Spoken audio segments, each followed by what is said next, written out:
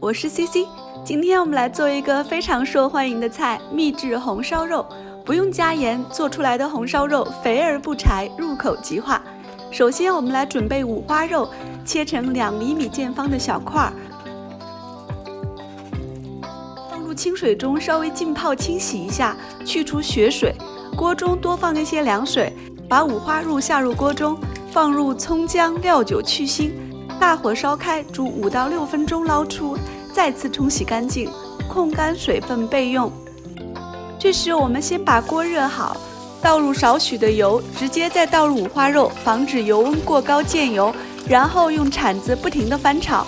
我们在翻炒的过程中可能会出现崩油的状况，可以先盖上盖子，过几分钟再继续翻炒，大约炒5到6分钟左右，炒到表面微焦，油脂一出就可以出锅了。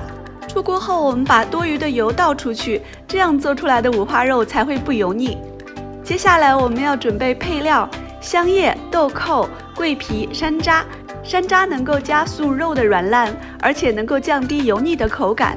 起锅加少许的油，可以下入20克的糖，用铲子不停地翻炒，炒至大泡转为小泡，变成枣红色的时候，就可以下五花肉了。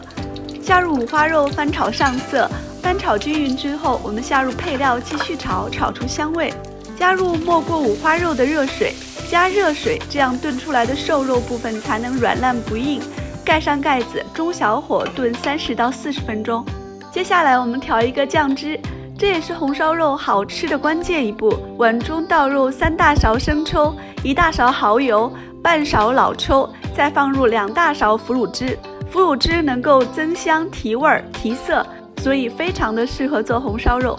因为腐乳汁的盐度比较高，所以我们在炖煮的时候不需要额外的加盐。等炖至汤汁剩原来的一半，这个时候肉已经很软烂了，我们再加入料汁，然后盖上盖子，小火炖30分钟。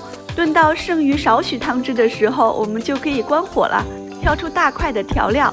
这时候红烧肉已经吸满了汤汁，加入腐竹汁炖出来的红烧肉，色泽特别的诱人，而且软烂鲜香，入口即化，肥而不腻，瘦而不柴。假期的时候做给家人吃吧。我是 CC， 一个爱健身的吃货，祝你多吃不胖呀。